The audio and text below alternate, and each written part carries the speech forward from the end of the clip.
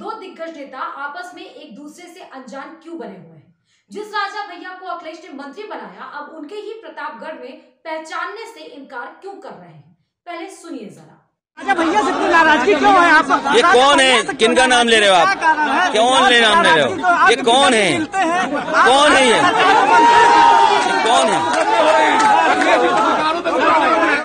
कभी पास कभी दूर, अखिलेश राजा भैया में कौन मजबूत? सपा जनसत्ता का क्या होगा साथ?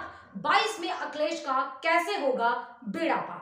22 के विधानसभा में जीत के समीकरण को सेट करने में सभी राजनीतिक दल लगे हुए हैं। यूपी की राजनीति की बात हो और जाति के वोट बैंक का खेला ना हो, ऐसा कहां हो सकता है? बड़े से लेकर छोटी पार्टियां भी पूरा दम लगा रही हैं और इसी में अखिलेश तो बड़े बड़े दांव चल रहे हैं।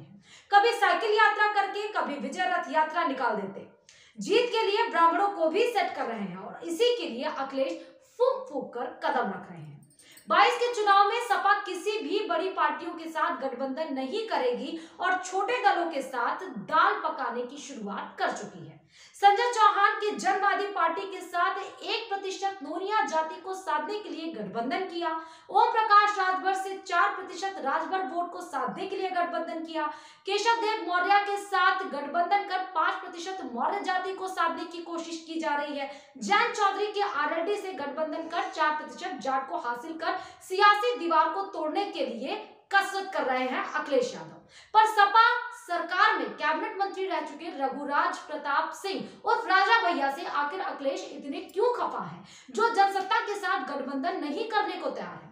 बता दें कि 28 नवंबर को अखिलेश यादव प्रतापगढ़ पहुंचे थे, जहां राजा भैया को पहचानने से भी इनकार कर दिया। जबकि मुलायम सिंह यादव के जन्मदिन पर राजा भैया नंगे पांव उनसे मुलाकात की, जो कि एक अलग और इज्जत भरा रिश्ता बयान करता है।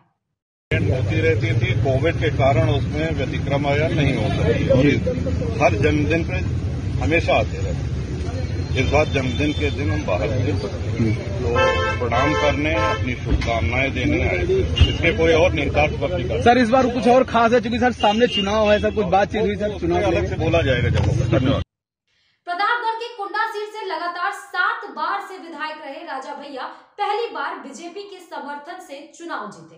उत्तर प्रदेश की राजनीति में राजा भैया की एक अलग ही छवि है। उन्हें समाजवादी पार्टी के समर्थक के रूप में जरूर देखा जाता रहा है। साल 2002 और 2012 में सरकार में आने के बाद समाजवादी पार्टी ने राजा भैया को मंत्री भी बनाया। वहीं 2017 में अखिलेश यादव ने राजा भैया को समर्थन से विधायक बनाया। समाजवादी पार्टी ने लोकसभा चुनाव 2019 में बहुजन समाजवादी पार्टी यानी कि बसपा के साथ गठबंधन किया, जिससे राजा भैया काफी नाराज दिखे अखिलेश यादव से। बता दें कि साल 2002 की बात थी, जब ताज कॉरिडोर को लेकर राजा भैया को मायावती ने मंत्री नहीं बनाया था। राजा भैया मायावती की सरकार गिराने के लिए 22 विधायकों के साथ राज्यपाल के पास चले गए। जवाब में मायावती ने पोटा लगा दिया। जैसे ही मुलायम की सरकार बनी, उन्होंने सबसे पहले राजा भैया से पोटा ही वापस लिया था, अपनी सरकार में मंत्री बनाया।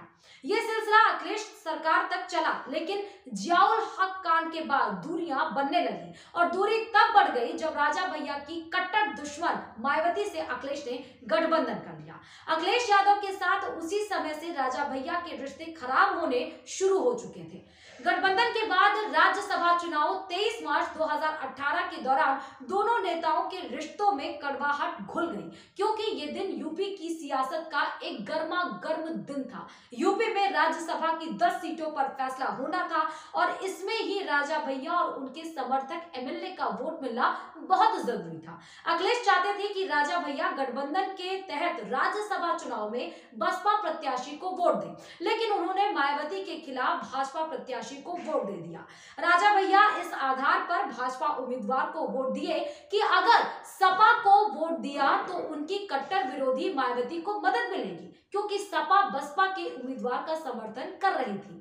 राजा भैया के इस कदम से अखिलेश इतने खफा थे कि उन्होंने एक ट्वीट डिलीट कर दिया, जिसमें उन्होंने एक दिन पहले सपा को समर्थन देने के लिए राजा भैया को धन्यवाद दिया था। लोकसभा चुनाव के प्रचार के वक्त प्रतापगढ़ में एक जनसभा में अखिलेश ने बोला था कि भविष्य में सपा का राजा भैया के साथ कोई संबंध नहीं होगा। क्योंकि उन्होंने सपा प्रमुख को गुमराह किया था। हालांकि एक सभा को संबोधित करते हुए राजा भैया ने भी यह कहते हुए पलटवार किया था कि वह कभी भी सपा के पास वापस नहीं जाना चाहते। बहरहाल राज्यसभा चुनाव 2018 में भाजपा प्रत्याशी को वोट देने के बाद राजा भैया की भाजपा के साथ नजदीकी बढ़ने की भी अटकलें लगने लगी थी। इसके बाद राजा भैया ने सीएम योगी आदित्यनाथ के खिलाफ प्रत्याशी न देने का भी ऐलान किया। राजा भैया ने पिछले दिनों मुलायम सिंह यादव से मुलाकात के बाद कहा था कि वे प्रदेश में भाजपा को सत्ता में आने से रोकने के लिए कोई भी कदम उठाएंगे। लेकिन राजनीतिक शतरंज की शहमात में माहिर राजा भैया का एक और बयान कि वह योगी के खिलाफ गोरखपुर में कोई भी प्रत्याशी नहीं उतारेंगे, यह बयान राजनीतिक पंडितों की गणित को फिर से उलझा देता है। वहीं कुंडा विधानसभा में यादव और मुस्लिम मतदाताओं का दबदबा है, ब्राह्मण और दलित वोटर्स का भी यहाँ पर खास असर है और राजा भैया की राजनीति ठाकुरों के इर्द गिर्द ही घूमती है। तो अखिलेश उन्हें साथ लेकर अपने कोर वोट बैंक को नहीं खोना चाहते हैं और ना ही उन्हें नाराज करना चाहते हैं। इसलिए चुनाव पर तो शायद ही राजा भैया को अखिलेश पहचाने।